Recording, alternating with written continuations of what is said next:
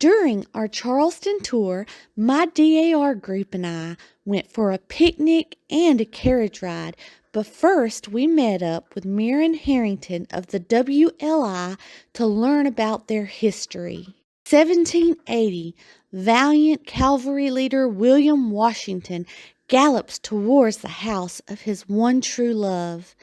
Down the dusty roads lined with trees and swamps, he makes his way to Jane Elliott of Sandy Hill Plantation near Ravenel. She alone has stolen this young Virginian's heart. William knew their time together would be brief, as he had to hastily return to his men so that they could fight for liberty. Before departing, Jane cut a large square of crimson cloth from the home's drapes and gives this love token to William to use as his battle flag, which he does to remind himself and his men of the people they are fighting for. This flag sees him through his one-on-one encounter with Tarleton at Cowpens and at Eutaw Springs, where William is crushed by his falling horse before being bayoneted and imprisoned. Almost 3 decades later, cannon smoke once again fills the air, this time resulting in the death of 3 and wounding 8. After the captain of the American cargo ship, the Chesapeake, refuses to let the British Navy of the Leopard warship aboard to inspect their vessel. This causes an extreme outcry to join the French and their fight against Britain. However, TJ refuses, as America does not have the funds to join this fight. As a result, militia groups appear throughout America just in case war again ensues. One such militia group was the Washington Light Infantry of Charleston, South Carolina, whose rally cry is "Remember the Leopard," and unto this day their uniform hats contain a small patch of leopard fur. The company first mustered into active service during the War of 1812. Being a proud Southern woman in 1827, by then widowed Jane Washington gives the Washington Light Infantry the Eutaw battle flag to use as their own. The LWI was sent to St. Augustine, Florida, to help defend the people against Seminole attacks. Then to Mexico as part of the Palmetto Regiment. Later, during the Civil War, the W.L.I. joins various companies, including Hampton's Legion. After the war, and losing over 100 members, this militia group becomes the W.L.I. Charitable Association, in order to stay an organization and help the devastated people of the South. The group's influential members even persuade the government to reopen the Southern Military Academy, the Citadel. Under Wilson, the group becomes Company B and patrols the Mexican border before entering World War I. In the 1920s, they began guarding ships at the port of Charleston before later members were sent to fight in World War II. By 1940, the W.L.I. is reorganized and becomes Company B of the 118th Infantry, South Carolina National Guard. Today, the Washington Light Infantry is considered one of the oldest militia organizations still in existence. This group consists of members wanting to keep our history alive. They have monthly meetings, award academic scholarships to the Citadel, hold an annual banquet in Washington's honor, and participate in ceremonies all over the nation, including presenting the colors at Francis Marion's grave on the anniversary of his death.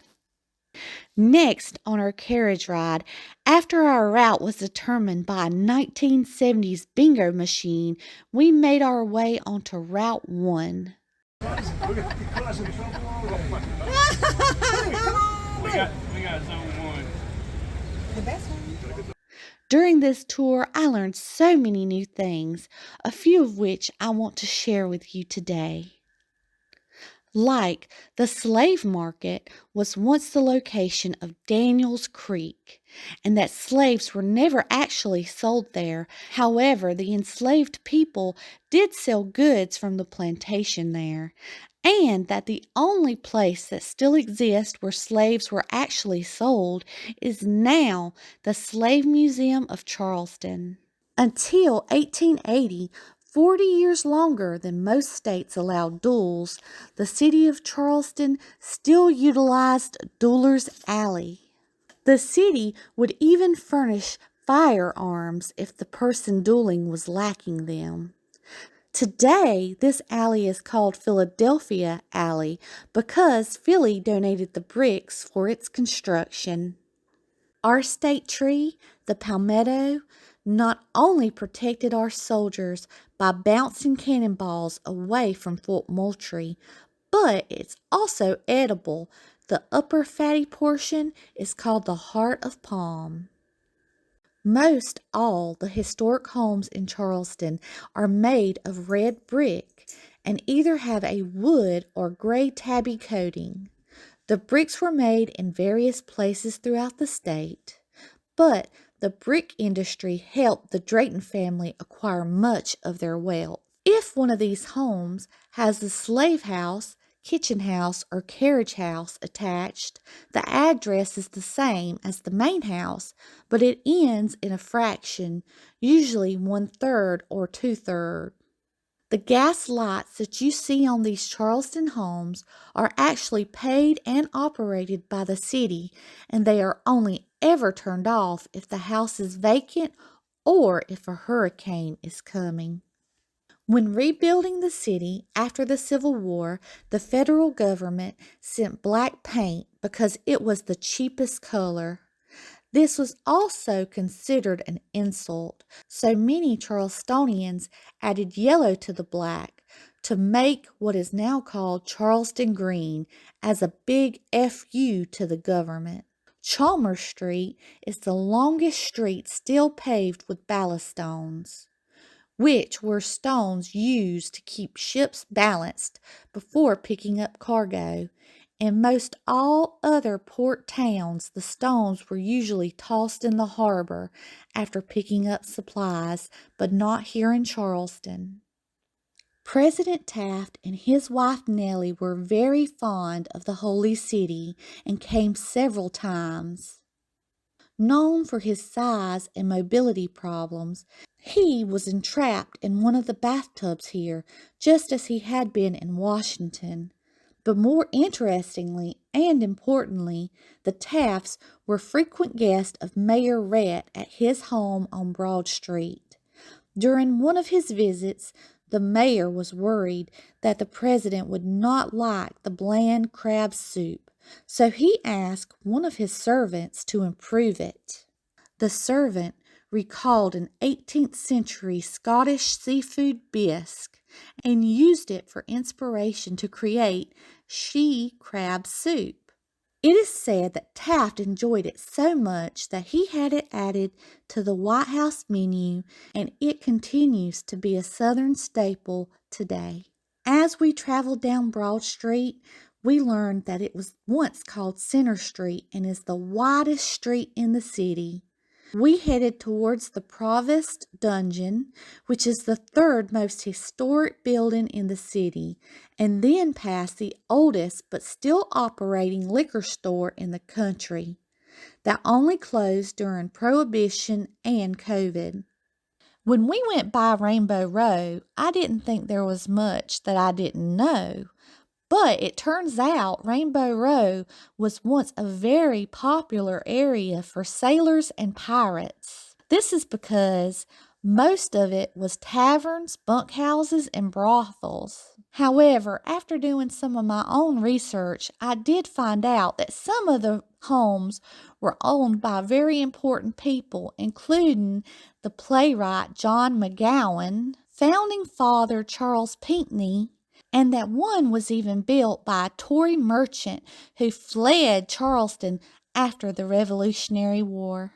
I also didn't realize that Rainbow Row as we know it today almost never existed.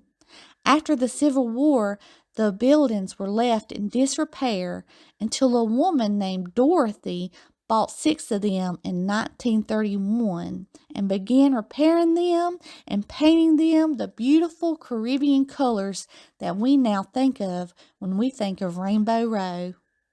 I was also very excited to get to see part of the wall that once enclosed the city to protect it against invaders. I learned that Longitude Lane is the first road to ever be built in the city, and we even got to look down it and see the indentions left by the horse-drawn buggies. Beside this historic lane is the Thomas Smith House.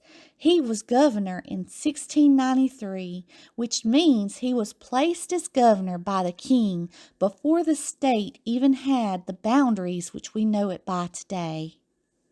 I always thought that the beautiful ironwork of Charleston was very similar to that of New Orleans, but I was wrong. During this tour, I learned that New Orleans uses cast iron, which uses molds to make beautiful designs. However, that type of iron is very corrosive here. The iron that is used in the South Carolina Low Country in balconies and gates is wrought iron, which has to be heated and hand hammered. Of course, our guide had to mention the extremely poisonous oleander flowers that line the walkway and the Lavinia Fisher story of how she made the poisonous tea and killed 20 men. When I got home, I couldn't wait to research this story. I remember hearing about it when I was much younger, but I'd really forgotten about it. There are so many legends and ghost stories connected to this story, but I was surprised after doing research that many historians believe that this story is not actually correct. It is true that Lavinia and her husband John were robbing people and are even believed to have been in a gang, but they were only ever really convicted of robbery. I also found out that when they were in prison together, John actually escaped, but Lavinia couldn't, and so he refused to leave her and was rearrested. Up until the day that she was hung, Lavinia held out faith that the governor would not hang a woman. During my research, I read that John Fisher turned a pale white and his body began to tremble uncontrollably inside the carriage on the way to the gallows. He grabbed Lavinia and pulled her close to him. Seconds later, upon exiting the carriage, Lavinia Fisher refused to move. Constables were forced to drag her to the gallows, kicking and screaming. Lavinia's desperation turned to profanity and curses. She damned the governor to hell and stomped her feet. Her loving husband, John, then turned to her, pleading with her to make peace with God. At this, she refused, saying words that would be recounted until this day. "If you have a message you want sent to hell, give it to me. I'll carry it." After this, John and Lavinia embraced one last time as the levers were pulled. It is said that Lavinia died almost instantly. One of the interesting things that we got to see on our tour that I've never seen before is we got to see what a full earthquake rod looks like. I knew that they were placed to help stabilize the buildings after a massive earthquake, but I had never seen a full rod before. Our guide told us about how in 1861, Beauregard ordered the Citadel Cadets on Fort Johnson to shell the Union in Fort Sumter. But one of the things that I didn't know is that the Union officer that returned fire was Abner Doubleday, who was the creator of America's pastime, baseball. Another interesting tidbit about this story is that the Union commander of Fort Sumter, Colonel Anderson, took down the fort's American flag and hand-delivered it to Lincoln. And after the war, Lincoln desperately wanted to have it replaced and even planned a flag-raising ceremony to solidify the unity between the nation. Oddly, the day Lincoln passed away is the same day that the flag made it back home and was raised. Next, we rode by Madonna's house and then the Edmonston Alliston house where Robert E. Lee once stayed and where P.T. Beauregard watched the conflict between Fort Johnson and Fort Sumter. Our guide then stated that during Hurricane Hugo, the Ashton family found themselves moving all of the historic furniture in that home to the third floor just to save it from the floodwaters. One block over at his headquarters, and he walked over after giving those orders. He stood on this third floor balcony and watched the bombardment of Fort Sumter from here. Militant Place Foundation has it now. They do tours here. The Austin family rode the Hurricane Hugo out here in the water. 13-foot tidal surge at the night rose I over the balcony. discovered that the beautiful ivy-covered staircases and walls aren't actually ivy at all because ivy is not allowed in the city because it's invasive and can hurt brick, but rather Japanese creeping fig. We passed by a large pink house, which has always been my favorite in the whole city, but I did not know that it was originally yellow. The home was purchased by a dentist who only persuaded the city of Charleston to let him change the color to pink because it was the shade of healthy gums.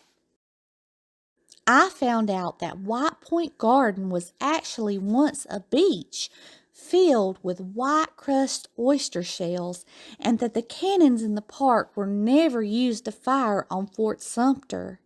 Today, this area is a popular wedding venue, and my family and I, we have even had family pictures here. But one thing I didn't know is that this is the location where 44 captured pirates were hung. All the way around. Cannons all came from other places. Fort Moultrie, some of them came off of Sumter and all. They never fired cannons from here onto Fort Sumter. At the beginning of the war, the cannons only had smooth bore barrels. Didn't have the rifling in the barrels. They could literally fire a cannon from here to Fort Sumter. It wasn't accurate enough without the rifling. So they were at Fort Johnson right next door. They were lobbing cannonballs trying to hit the powder magazine, and they never hit it. And that's why no one was killed other than the goat. Next, we traveled by a house that was once a hotel where the author Sinclair Lewis stayed, and President Ford, and both Roosevelts. It's a single-family home now. That blue that you see around the windows there, you'll see a lot of piazza ceilings here are painted that color. That blue is called paint blue. Paint meaning home. Next, we went by the William Washington House, which is where he was forced to stay as a POW after being severely injured in the Battle of Eutaw Springs. Interestingly, Colonel Cornwallis would often visit him and have tea in the English Garden when he was in the area. Next, we went by a very famous white house that was a gift from George Williams to his daughter Martha for her wedding. She wanted her home to be designed like her wedding cake. So today the home is known as the Wedding Cake House. Before Hugo, the home had Tiffany stained glass windows. It is said that during her honeymoon, Martha did not want to leave France, so her father had the builders install a French-inspired fireplace so that she could look at it and remember her time in Paris. Today, this home is an adult-only inn. On the other side of the street was Martha's father's home, George Williams. He was a blockade runner for both the North and the South. He would only accept gold or silver as currency, and as a result, by the end of the war, he was very wealthy. He would later build a house on the corner for his daughter known as the Wedding Cake House, but he built the largest single-family home for himself, the Williams Mansion. It's a little over 25,000 square feet. It's the Williams Mansion up here on the right. One single man lives in this by himself today. See the paint blue on the piazza ceilings there? You'll see that said throughout the city. That Mediterranean cypress tree there, over 150 years old. The ropes carved around the Williams and doors. George Williams was telling people what he did for a living, made his living at sea. This house here, in the 1970s, it got really run down. This is the one for his son over here on the left. Oh, nice. And this is made out of wood here. This is black cypress. It grows in the swamps here in South Carolina. They hand carved that to make it look like stone. Wow. This is the most recent house that sold. It finally sold last week for $12.7 million. Wow. Beautiful place.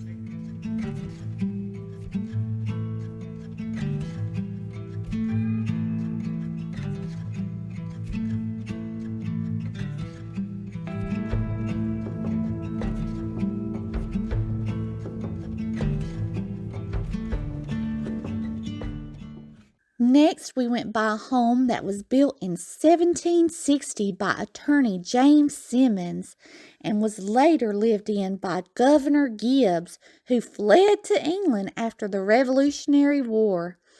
This house was later a hotel, but most notably P.T. Beauregard's headquarters during the Civil War, and is where he gave the command to bomb Fort Sumter before heading to the Edmonston home to watch.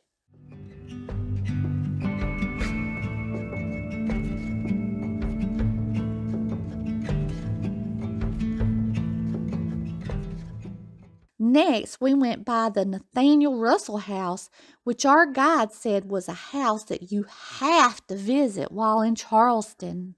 Mr. Russell made his fortune dealing in everything Southern, from cotton, indigo, rice to slaves. In the house, one of the rooms has gold molding, and it has a floating staircase. You tour the grounds here. It's got a beautiful garden and gazebo. You tour all 3 floors. It shows you got the first organized golf club in the country. The peninsula here is 1 mile wide. We're from the Ashley River to the left to the Cooper River to the right. Down, if it rains, steady rain with the tide coming in, the water gets 2 to 3 feet deep down here, about 30 minutes. During king tides, it'll get waist to shoulder deep in an hour. And they fire.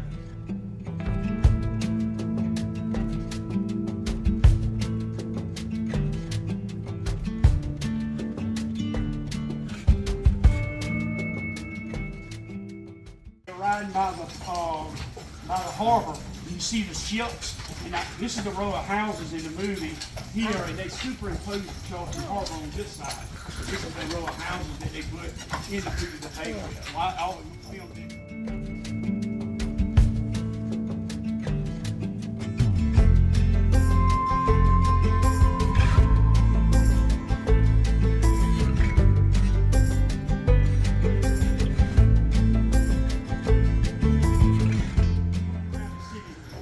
Street in the city, and I can't turn down because it's a one-way street from this end, and it's called Elliott Street.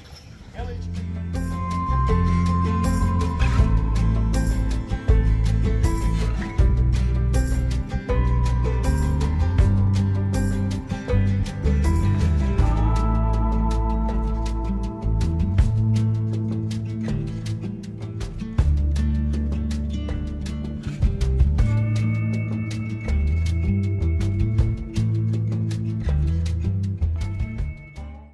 Like that. On the left up here, where these 2 lampposts and these pillars are, this is Dock Street Theater. This is the very first theater in the country. Still operating as a theater here. They still have plays here.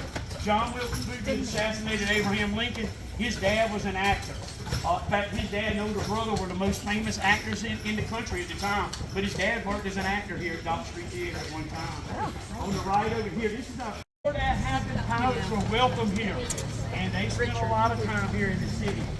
Blackbeard, for one, spent a lot of time here in Charleston. This was the section of the city that the pirates spent the most of the time in. On the end up here, there's a gate with an opening. There's private property now.